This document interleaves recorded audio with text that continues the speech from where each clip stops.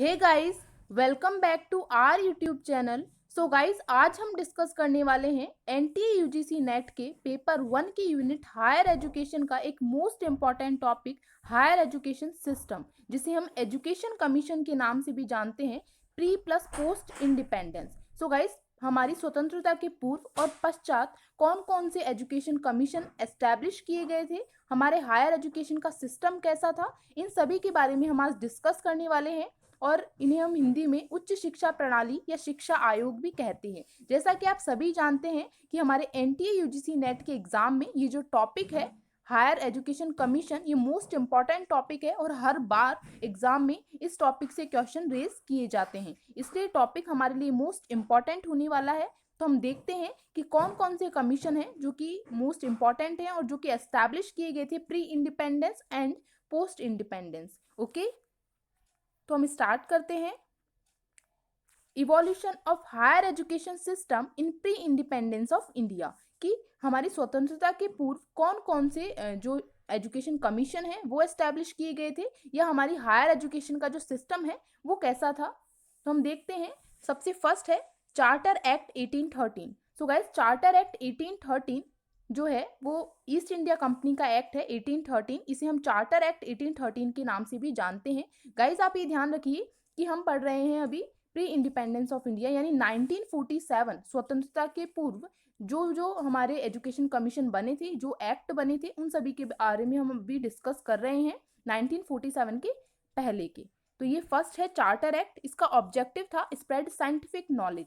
तो ये आपको याद रखना है कि चार्टर एक्ट का ऑब्जेक्टिव क्या था, साइंटिफिक नॉलेज को स्प्रेड करना, फैलाना। And in 1817 establishment of Hindu college in Calcutta, ये आपको याद रखना है कि 1817 में एस्टेब्लिशमेंट हुआ था हिंदू कॉलेज इन कलकत्ता में हिंदू कॉलेज का एस्टेब्लिश हुई थी। And it allotted ₹1 lakh to promote education in India. Okay guys, तो ये आपको पता होना चाहिए। तो चार्टर एक्ट के बारे में आपको यही ध्यान रखना है कि 1813 है चार्टर एक्ट, और ये ईस्ट इंडिया कंपनी का एक्ट है, और इसका मेन ऑब्जेक्टिव था स्प्रेड साइंटिफिक नॉलेज, और हिंदू कॉलेज जो है वो कलकत्ता में एस्टैब्लिश की गई थी 1817 में। ओके, नेक्स्ट हम देखते हैं एल्फिस्टोन रिपोर्ट। जो एल्फिस्टोन रिपोर्ट है वो 1823 में आई थी। तो इसका जो ये ईयर है वो आपको याद रखना है। इसने रिकमेंडेड किया था the appointment of district examination officers, जो डीईओ हैं, डिस्ट्रिक्ट एग्जामिनेशन ऑफिसर्स को अपॉइंट किया जाना चाहिए, ये इसने रिकमेंड किया था। And school supervisors and suggested training for teachers के लिए ट्रेनिंग प्रोवाइड करवाना, कि टीचर्स जो है उनको ट्रेनिंग मिलनी चाहिए, तो ये भी इस रिपोर्ट में सजेस्ट किया गया था एल्फिस्टोन रिपोर्ट 1823 में। तो ये डीईओ के बारे में आपको याद रखना है कि किस रिपोर्ट में कहा गया था। ओके, तो नेक्स्ट हम देखते हैं मैकाले आयोग, जिसे Macaulay's minutes upon Indian education भी कहते हैं। तो आपको इसका ईयर याद रखना है कि मैकाले आयोग भी जिसे हम कहते हैं, तो Macaulay's minute upon Indian education 1835 में आया था। तो इसका ईयर आपके लिए मोस्ट इंपॉर्टेंट है।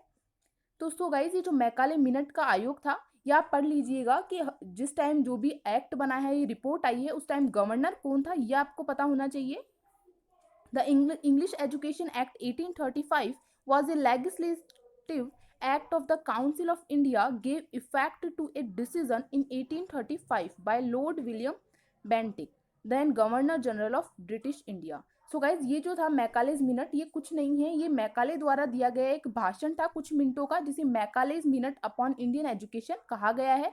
तो इसमें मैकाले ने अपने भाषण में यही बताया था कि उसने introduce English in Indian education system, उसने इंग्लिश जो है उसको इंग्लिश जो हमारा इंडियन एजुकेशन सिस्टम है उसमें इंट्रोड्यूस किया था इंग्लिश को, और इंग्लिश पर इसने बहुत ज़्यादा फोकस किया था कि इंग्लिश का यूज़ किया जाना चाहिए। तो ये आपको याद रखना है कि इंग्लिश जो है उसको उस पर ज़्यादा फोकस किस में किया गया था, मैकालेज मिनट में। Okay, removed age related biases for education, और जो एजुकेशन है उससे एज रिलेटेड जो बायसेस हैं, ये आय से रिलेटेड जो असमानता है, आयु से रिलेटेड असमानता, उसको क्या किया जाए, रिमूव किया जाना चाहिए। तो ये मैकालेज मिनट में कहा गया था। ओके, लॉर्ड मैकाले ने ये कहा था।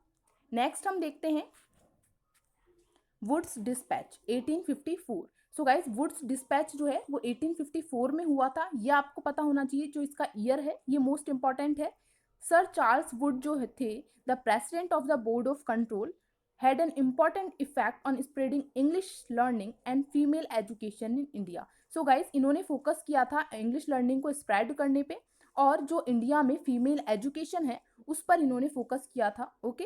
एंड वैन इन 1854 में वुड ने एक सेंड किया था डिस्पैच टू लॉर्ड डलहौजी को. ओके. लॉर्ड डलहौजी को एक डिस्पैच सेंड किया था वुड ने, तो इसे ही वुड डिस्पैच के नाम से जाना जाता है, वुड्स डिस्पैच 1854 के नाम से. ओके. लॉर्ड डलहौजी जो उस टाइम पर क्या थे, गवर्नर जनरल थे इंडिया के. Okay. Would suggested that primary colleges must adopt vernacular languages. तो वुड ने अपने इसमें वुड डिस्पैच के अंदर उसने सजेस्ट किया था कि प्राइमरी कॉलेजेस जो हैं उन्हें अडॉप्ट करना चाहिए वर्नाकुलर लैंग्वेजेस को. वर्नाकुलर लैंग्वेजेस का मतलब यही है कि मातृभाषा जो होती है उसे अडॉप्ट करना चाहिए. High schools must adopt Anglo vernacular languages and on college level English medium for education. College level पर इंग्लिश मीडियम होना चाहिए एजुकेशन का. ओके. तो ये उसने सजेस्ट किया था, और ये आपको मोस्ट इंपॉर्टेंट याद रखना है वुड्स डिस्पैच में, कि वुड्स डिस्पैच को कहते हैं Magna carta of English education in India. ये आपको याद रखना है, Magna carta of English education in India कहते हैं वुड्स डिस्पैच को. Okay. suggesting setting up of 3 universities, Madras, Bombay and Calcutta, for spreading western philosophical thoughts. western philosophical thoughts को spread करने के लिए, उन्हें फैलाने के लिए इसने सजेस्ट किया था 3 यूनिवर्सिटीज़ को सेट करने के लिए. यूनिवर्सिटीज़ हैं Madras, Bombay and Calcutta. Okay guys. तो आपको वुड्स डिस्पैच में यही याद रखना है कि वुड्स डिस्पैच जो है वो वुड के द्वारा सेंड किया गया एक डिस्पैच था लॉर्ड डलहौजी को, जो इन्होंने सेंड किया था, और उसी डिस्पैच को वुड्स डिस्पैच के नाम से जानते हैं, जिसे 1854 कहते हैं, वुड्स डिस्पैच 1854. ओके. और इसने वुड ने क्या सजेस्ट किया था कि वर्नाकुलर लैंग्वेजेस जो हैं उनका यूज़ करना चाहिए, उन्हें अडॉप्ट करना चाहिए. और मोस्ट इंपॉर्टेंट इसमें यही है Magna carta of English education in India. Okay guys. Next हम देखते हैं Hunter commission, Indian education commission. 1882-83 में आया था ये. इसे हिंदी में भारतीय शिक्षा आयोग भी कहते हैं. तो ये आपको पता होना चाहिए कि 1882-83 में आया था. इसे first education commission of India. ये गाइस फर्स्ट एजुकेशन कमीशन था इंडिया का, क्योंकि अभी तक हमने जो पढ़े हैं वो एक तरीके से रिपोर्ट्स थी, ये एक्ट थे. उसके बाद में जो ये आया है हमारा फर्स्ट एजुकेशन कमीशन है, ये Hunter commission Indian education commission है. ये आपको पता होना चाहिए. Fragmented education into primary and higher education, suggested that universities should also manage affiliated colleges. So guys, इसने सजेस्ट किया था कि यूनिवर्सिटीज़ जो हैं उनको मैनेज करनी चाहिए affiliated colleges को. Okay guys. तो ये आपको पता होना चाहिए. इसके बारे में मोस्ट इंपॉर्टेंट यही है कि फर्स्ट एजुकेशन कमीशन था इंडिया का. ओके. नेक्स्ट हम देखते हैं यूनिवर्सिटी कमीशन 1902 1902 विश्वविद्यालय आयोग. ओके. तो इस समय जो गवर्नर थे वो थे लॉर्ड कर्जन. उन्होंने अपॉइंट किया था इस कमीशन को under the chairmanship of sir Thomas relay. So guys, ये आपको पता होना चाहिए कि किसकी चेयरमैनशिप में इस कमीशन जो है उसे अपॉइंट किया गया था. एंड इसका ऑब्जेक्टिव क्या था यूनिवर्सिटी कमीशन का. यूनिवर्सिटी कमीशन 1902 का ऑब्जेक्टिव ये था कि study the condition of A universities and recommended measures for improvement. ये जो यूनिवर्सिटीज़ हैं उनके इम्प्रूवमेंट के लिए क्या क्या मेजर्स अपनाने चाहिए, तो वो उसका ऑब्जेक्टिव था कि कौन कौन से मेजर्स हमें अपनाने चाहिए यूनिवर्सिटीज़ के इम्प्रूवमेंट के लिए, वो इसने रिकमेंड किया था. And Indian universities act 1904 was based on their recommendations. So guys, जो इंडियन यूनिवर्सिटी एक्ट था 1904 वो भी यूनिवर्सिटी कमीशन 1902 के रिकमेंडेशन पर ही बेस्ड था. Okay. Recommended strict supervision of colleges introducing affiliation conditions etcetera. तो गाइज, ये आपको याद रखना है कि कॉलेजेस का जो स्ट्रिक्ट सुपरविजन होना चाहिए, तो ये किसने रिकमेंड किया था, यूनिवर्सिटी कमीशन 1902 में रिकमेंड किया गया था ये. ओके. तो ये था हमारा यूनिवर्सिटी कमीशन 1902. नेक्स्ट हम देखते हैं नेशनल काउंसिल ऑफ एजुकेशन 1906.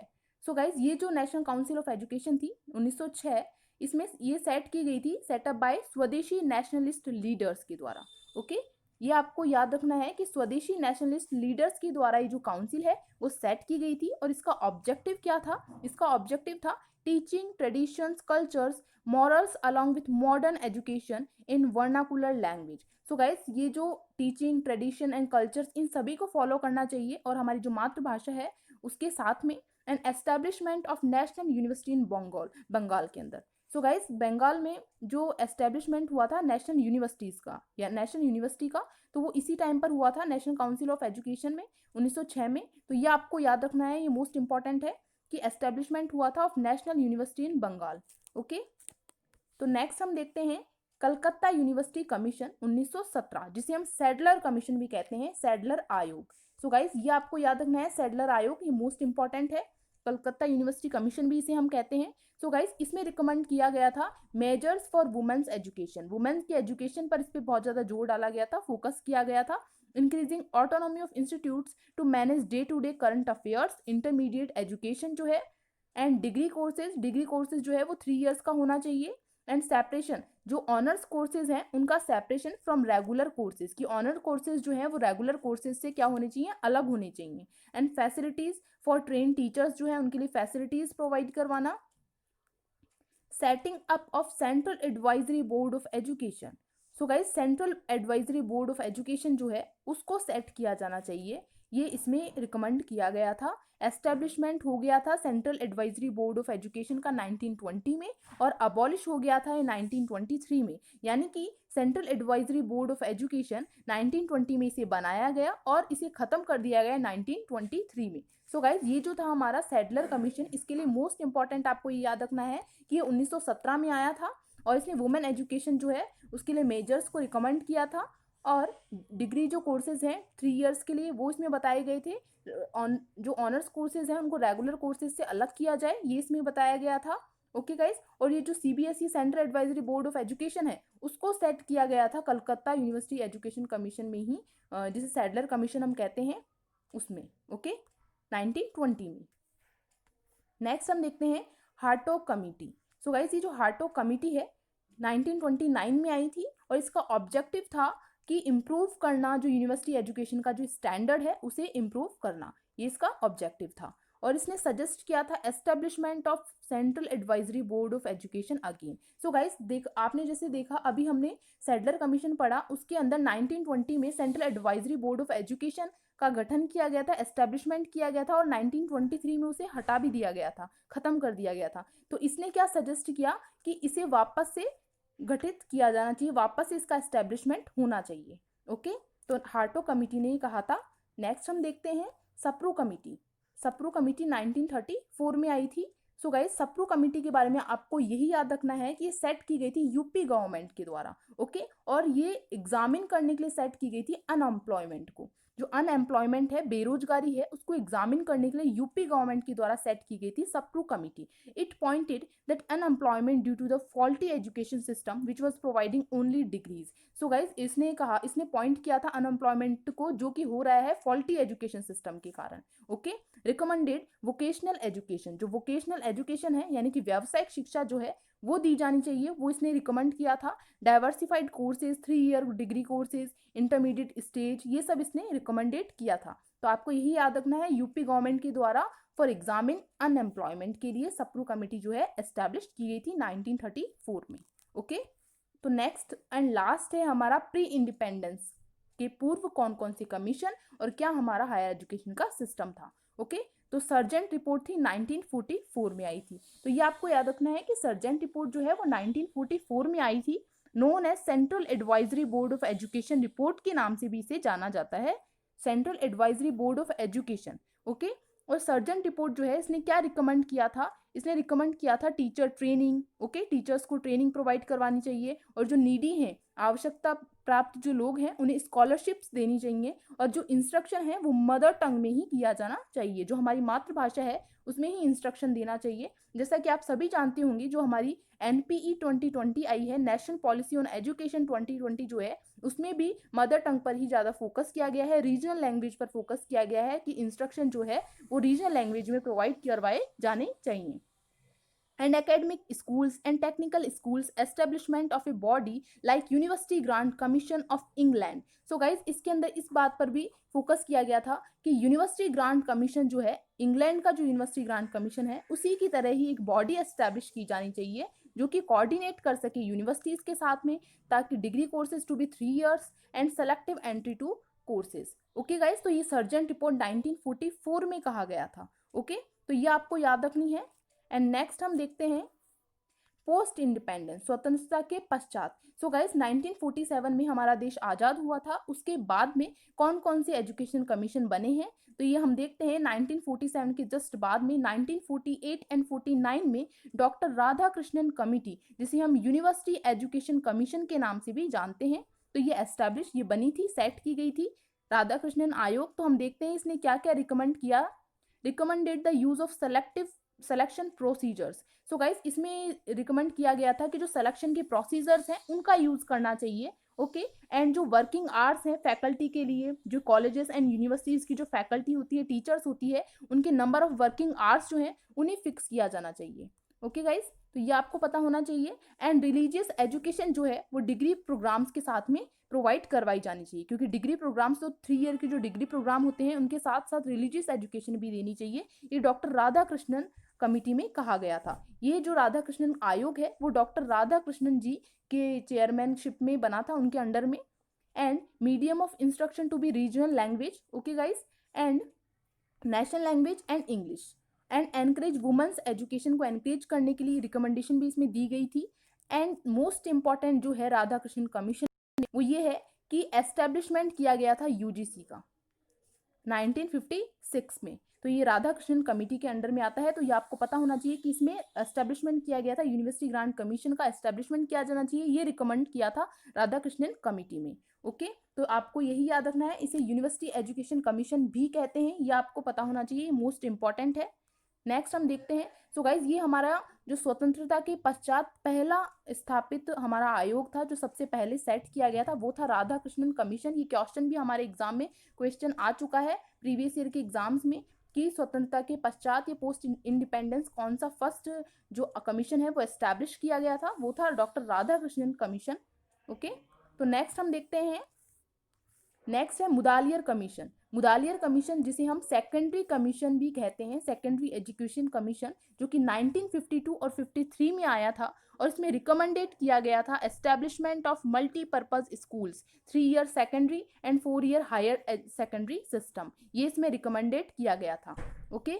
तो नेक्स्ट हम देखते हैं doctor Sampurnanand committee, committee on emotional integration 1961। So guys जो थी डॉक्टर संपूर आनंद कमिटी, वो कमिटी जो है वो इमोशनल इंटीग्रेशन कमिटी भी जिसे हम कहते हैं 1961 में इसे एस्टैब्लिश किया गया था। ये जो कमिटी थी इसमें क्या रिकमेंडेड किया गया था, इस कमिटी में रिकमेंड किया गया था कि जो करिकुलम है वो रिकॉग्नाइज करिकुलम होना चाहिए, एंड को करिकुलर जो एक्टिविटीज़ होती हैं वो होनी चाहिए, एंड एजुकेशनल टूर्स होने चाहिए, एंड स्कूल्स में नेशनल एंथम जो है उसे सिंग किया जाना चाहिए, एंड स्कूल यूनिफॉर्म्स, ये सब किसने रिकमेंड किया गया था, डॉक्टर संपूर आनंद कमेटी ने ही इन सबको रिकमेंड किया गया था, जिसे हम इमोशनल इंटीग्रेशन भी बोलते हैं, committee on emotional integration. Emotional आप इस तरीके से याद रख सकते हैं, नेशनल एंथम जो है इन सभी को इसने रिकमेंड किया गया था, ओके। नेक्स्ट हम देखते हैं, ये सबसे लास्ट कमीशन है हमारा Kothari commission, national education commission 1964। So guys 1964 में ये आया था, ये आपको पता होना चाहिए, ये कई जगह ये भी लिखा रहता है 1964 टू 66। सो गाइज ये आपको याद रखना है, नेशनल एजुकेशन कमीशन, राष्ट्रीय शिक्षा आयोग भी इसे हम कहते हैं। तो ये फॉर्म्ड हुआ था 14 जुलाई 1964 को under the chairmanship of Daulat Singh Kothari. So guys ये पता होना चाहिए आपको, एंड इसे education and national development report भी कहते हैं। रिकमेंडेड किया गया था common school system, development of programs for free and compulsory education, academic freedom for teachers. So guys ये सब इसने रिकमेंड किया गया था कि कॉमन स्कूल सिस्टम होना चाहिए, free and compulsory education, free and compulsory education, ये आपको पता होना चाहिए कि ये रिकमेंडेशन केवल इसी में ही दी गई थी, okay. And academic freedom to teachers, teachers के लिए एकेडमिक फ्रीडम को रिकमेंड किया था कोठारी कमीशन में। सो गाइज एक मोस्ट इंपॉर्टेंट जो चीज़ है वो आपको पता होना चाहिए, आप लोग नोट कर लीजिए कि वैल्यू बेस्ड जो एजुकेशन है वो प्रोवाइड करवाई जानी चाहिए, मूल्य आधारित शिक्षा जो है वो कोठारी कमीशन ने रिकमेंड किया था कि ये प्रोवाइड करवाई जानी चाहिए, ओके।